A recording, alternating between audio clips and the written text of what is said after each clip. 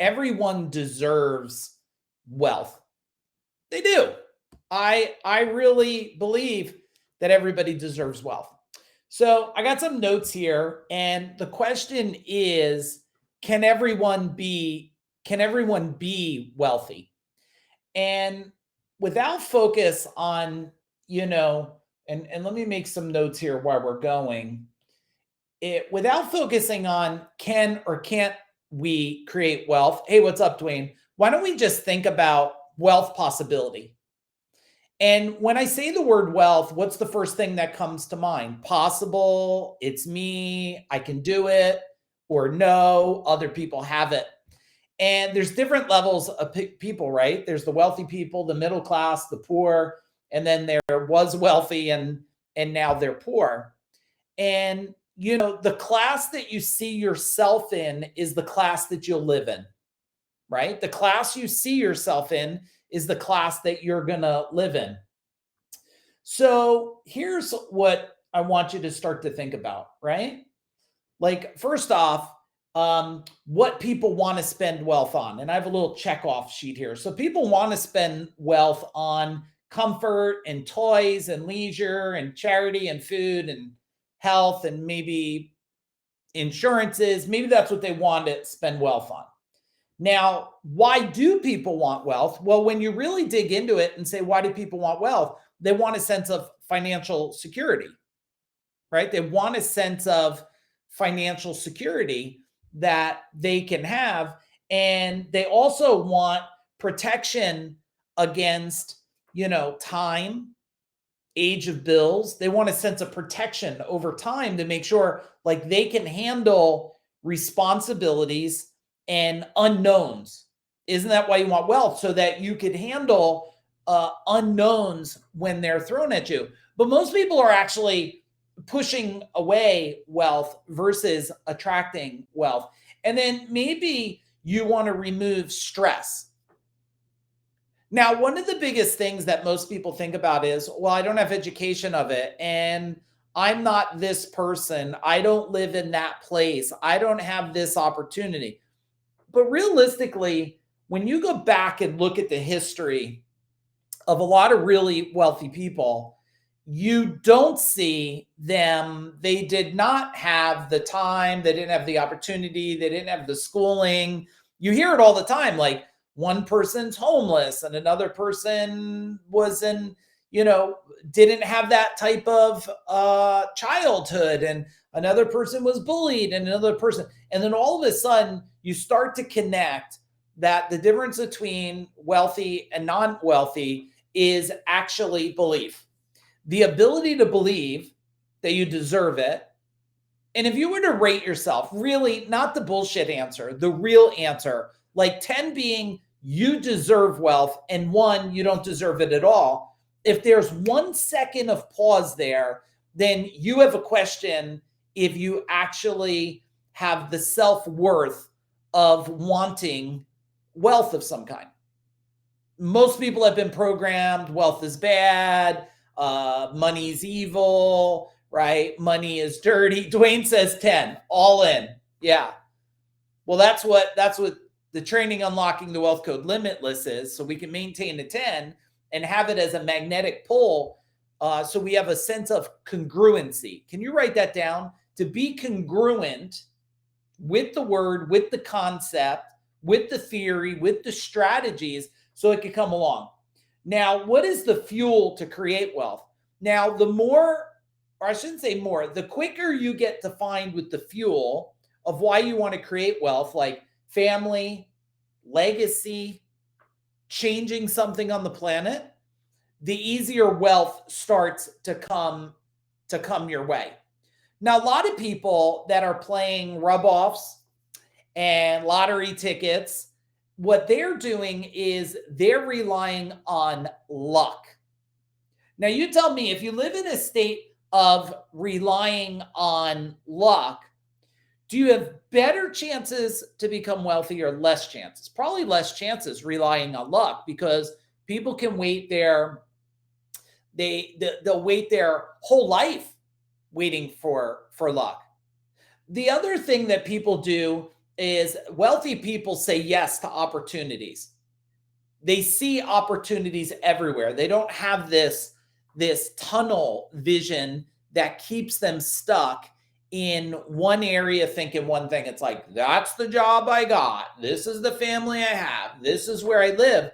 And so instead of saying yes into new opportunities, they're constantly saying no, this is where I live. The other thing is the wealthy believe that opportunities exist everywhere, that every conversation has a sense of wealth to it.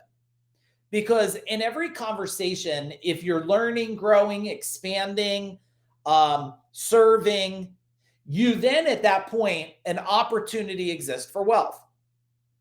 Remember, wealth is a creation inside of you first, then aligns with the wealth on the outside that you're attracting.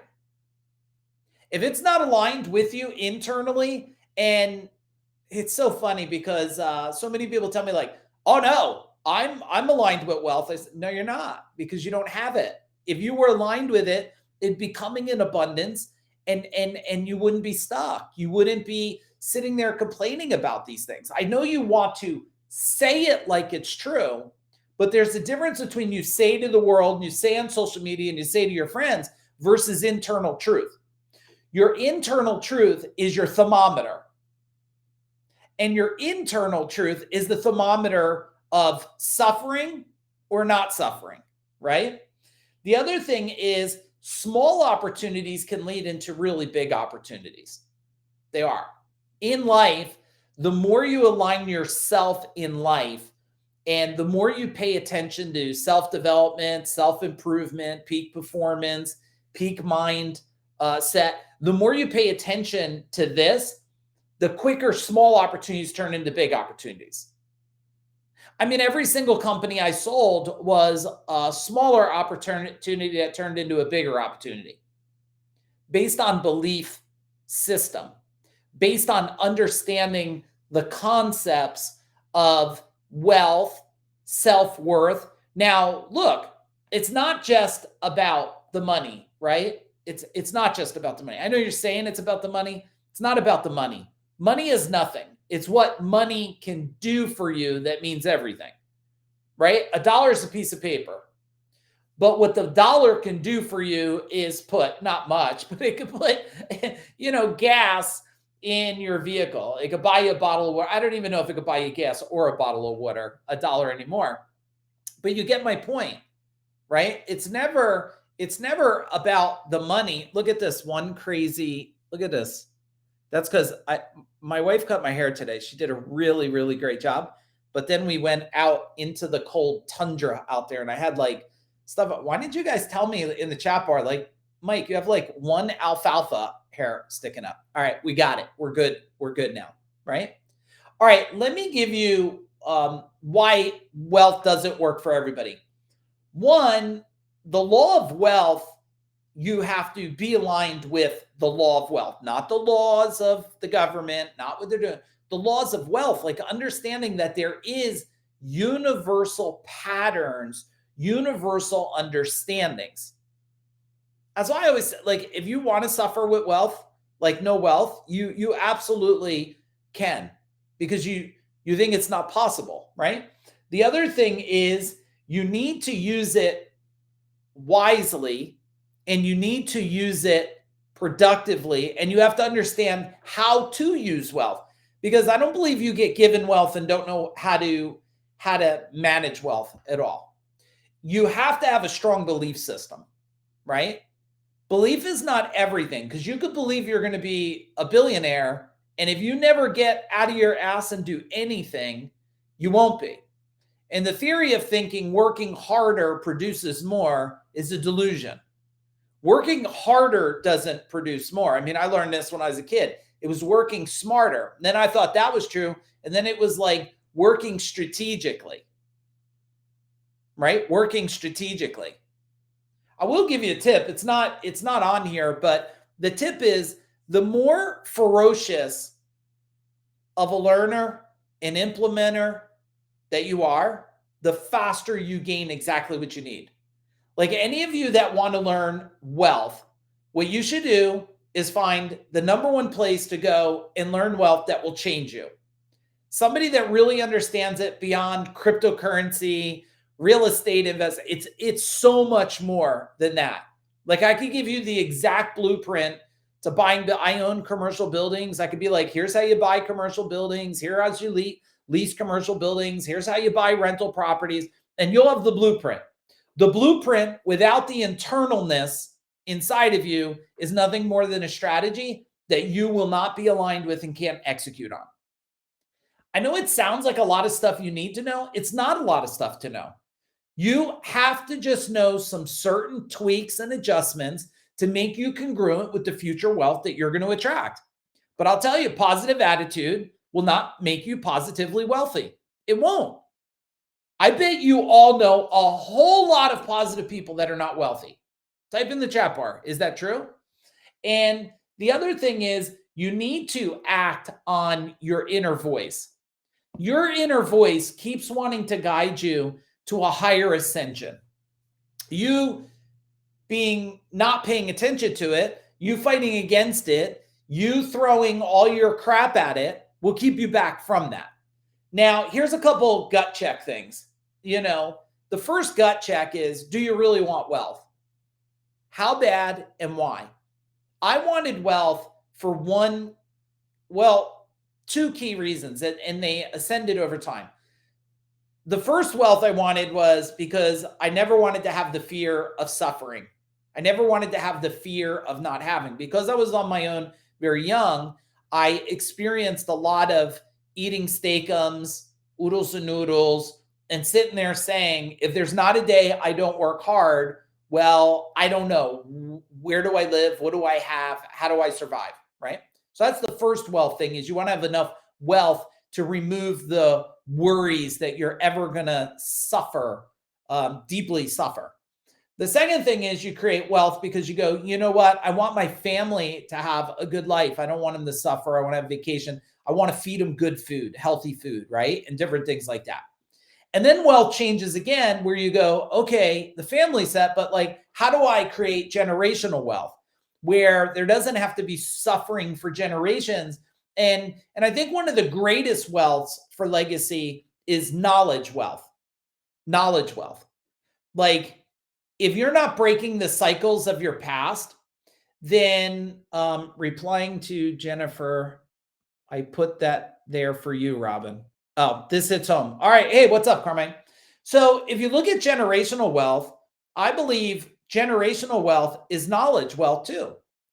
Being able to break the cycle and being able to hand over your wisdom, your knowledge, your ability to create wealth and understanding. Otherwise, you're just handing over the same cycle you were given, maybe a little bit better. Like, hey, work harder, you'll make more. It's never work harder, make more. It's always learn smarter, execute, and grow more. It's funny, I just did a training with my wife, a 3-day training the other day, and what was the question? The question was like, are you living below your standards of wealth? Like, what level are you living below wealth? And I said to my wife, I feel like we're living above our standards, like above what we even need, because there's an interesting thing about some of the wealthiest people in the world. You'll find some of the wealthiest in the world actually want to own less, have less. They understand the value of what really, really matters, the value of time, the value of love, the value of connection, which all the other material things just mean nothing after that. Now, it doesn't mean you want to drive a broken piece of shit car, but it doesn't mean you need a Lamborghini because you feel that you then will be rewarded with the significance that you need.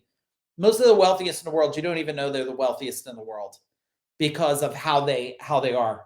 Now, the pains behind wealth, are you ready for them? Because the thing is, when you become wealthier, you actually, and for those of you who are on, if you could share this video, that'd be really awesome. So there's actually, just so you know, when you solve one problem, you always create another problem. You guys know that, right?